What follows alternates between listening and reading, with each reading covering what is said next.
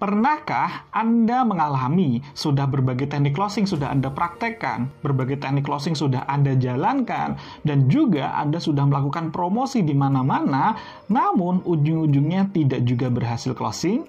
Mungkin Anda melewatkan salah satu materi ini, yakni salah satu ilmu dasar dalam berbisnis. Apa itu? Yakni memahami cara berpikir dari customer. Inilah yang akan kita kupas bersama-sama di sesi materi ini, yakni memahami rahasia cara berpikir customer agar kita semakin dikejar order. Saya Muhammad Sofi Al-Khairadai, mentor dari Bisnis Online Academy. Assalamualaikum warahmatullahi wabarakatuh.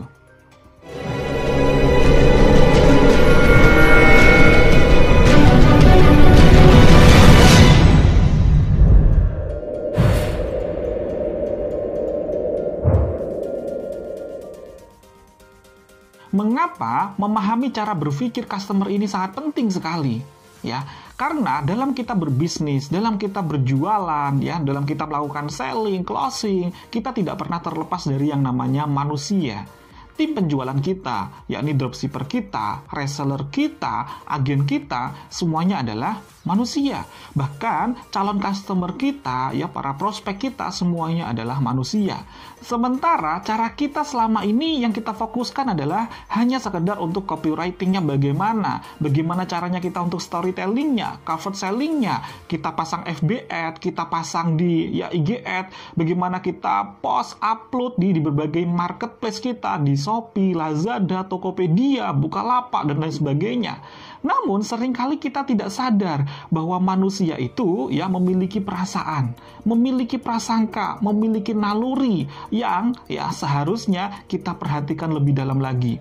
Kalau kita berinteraksi dengan manusia, maka kalau kita bisa memahami lebih dalam lagi cara berpikirnya calon customer ini yang ternyata juga adalah manusia, maka jika Anda memiliki bisnis ya yang Anda ingin sekali dikejar-kejar orderan, hal yang harus Anda sadari adalah ya ternyata orang itu ya memutuskan untuk mau membeli produk kita 80%-nya adalah karena adanya kedekatan emosi. Sementara 20%-nya hanyalah karena adanya logika.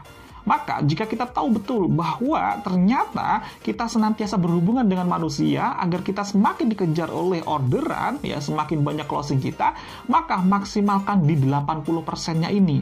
Yakni apa? Kita membangun kedekatan emosi kepada para prospek kita, kepada para calon customer kita, ataupun kepada tim penjualan kita.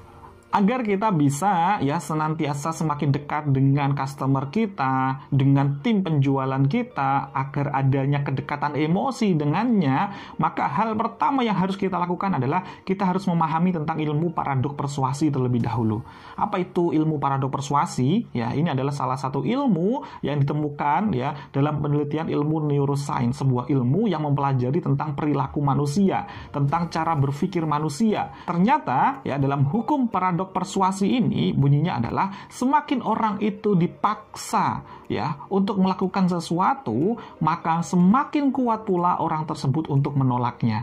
Dan ini ternyata berlaku pula dalam kita berbisnis. Semakin kita paksakan, kita tawarkan produk kita kepada calon prospek kita, calon customer kita, maka semakin kuat pula mereka untuk menolaknya. Kalaupun toh mereka mau karena mereka terpaksa, ya akhirnya ujung-ujungnya tidak akan repeat order, tidak akan balik lagi.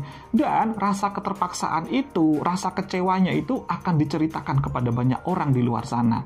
Maka hal yang paling penting adalah kita harus memahami ini, paradok persuasi. Jadi harus hati-hati lagi dalam kita menawarkan produk kita. Tentunya harus dengan cara yang lebih lembut lagi. Nah, yang kedua adalah kita harus memahami yang namanya siklus ya penjualan ya yang powerful, yang maksimal. Apa itu? Dalam siklus penjualan ya yang maksimal itu ada 3 fase yang harus kita jalankan. Yang pertama adalah kita harus ya bangun kedekatan terlebih dahulu, ya bangun trust terlebih dahulu kepada para calon customer kita. Ya, dalam kita membangun trust, membangun kedekatan, ada sebagian yang menyampaikan dengan namanya personal branding ya. Namun tidak selalu harus menggunakan personal branding. Yang terpenting adalah bagaimana customer itu, prospek kita ataupun tim penjualan kita itu nyaman dulu dengan kita. Saat mereka sudah nyaman, maka kita akan mudah untuk masuk fase yang kedua. Apa itu? Kita bisa menggali apa yang menjadi kebutuhannya. Kita bisa menggali apa yang menjadi persoalannya.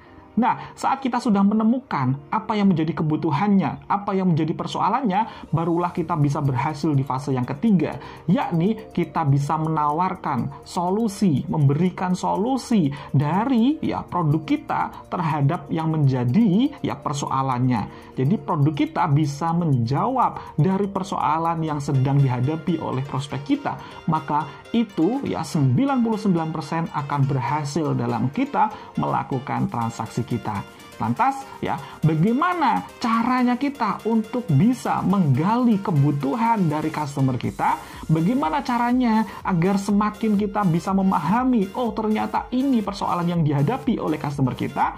Yang pertama adalah benar-benar sentuh di level perasaannya. Kita harus tahu apa yang menjadi need baginya, apa yang dibutuhkan olehnya, apa yang benar-benar menjadi dream, apa yang benar-benar diimpikan oleh customer kita. Kita harus benar-benar gali ini, ya. Jadi apa yang sejatinya sangat diinginkan oleh mereka, apa yang sejatinya sangat diimpikan oleh mereka, kita harus benar-benar gali lebih dalam lagi. Dan tentunya yang paling penting adalah apa yang menjadikan persoalan atau masalah yang sedang dihadapi yang sangat diharapkan solusinya. Jika kita menemukan dan itu sesuai dengan produk kita, maka kita bisa langsung masuk di fase yang ketiga tadi, yakni teknik closing kita akan 99% berhasil. Berikutnya, setelah kita memahami tentang apa yang menjadi problemnya, apa yang menjadi need-nya, kebutuhannya, apa yang menjadi dream-nya, impiannya, maka kita bisa lebih dalam lagi untuk membangun trust kepadanya. Saat dia semakin percaya bahwa kitalah solusinya, maka dia akan semakin yakin bahwa kitalah tempat untuk membeli produknya. Bagaimana caranya? Bisa kita bangun dengan cara kita tambahkan testimoni dari produk-produk kita, terbukti-bukti bahwa ada orang-orang yang sudah menggunakan dan itu sudah berhasil menjawab persoalan, menjadi solusi dari persoalan yang dihadapi oleh orang lain yang serupa dengan calon customer kita. Setelah kita tadi sudah giring dalam benak, dalam pikiran dari customer kita, mereka percaya dengan diri kita, mengapa harus membelinya itu kepada kita, bukan kepada kompetitor kita, bukan kepada yang lain atau bukan kepada toko sebelah, maka tugas kita yang terakhir adalah kita giring, cara berpikir customer ini adalah harus membelinya sekarang juga kepada kita. Mengapa mereka harus membelinya sekarang kepada kita? Contohnya begini, persediaan ini terbatas, hanya hari ini saja eksklusif, Jika besok kita sudah tidak bisa menjamin lagi apakah ini masih tersedia atau tidak, maka dalam benaknya saya harus mengambilnya sekarang karena ini sangat saya butuhkan, ini impian saya, ini menjawab dari persoalan saya. Bisa juga kita tambahkan, ini adalah early bird, maksimal hari ini saja promonya. Jika besok sudah tidak promo lagi, maka dalam hatinya akan muncul pain, ancaman, kegelisahan. Jika dia nanti tidak dapatkan, dia akan termasuk orang-orang yang merasa rugi. Sayang sekali nanti kalau nggak dapat. Nah, ini bisa kita tanamkan dalam diri customer kita saat kita sudah bisa di awal tadi kita memahami bahwa yang terpenting adalah kenyamanan dulu, adanya kedekatan emosi dulu dari customer, calon prospek kita kepada diri kita. Setelah mereka sudah nyaman, barulah kita bisa giring dengan 3 langkah tadi. Terima kasih, semoga yang sedikit ini bisa bermanfaat. Saya Muhammad Sofi Al-Khairadai. Sampai jumpa di tips-tips bisnis, materi-materi kita dari kelas Bisnis Online Academy. Saya tunggu partisipasi aktifnya dalam diskusi dan tanya jawab di kelas Kulwab kita.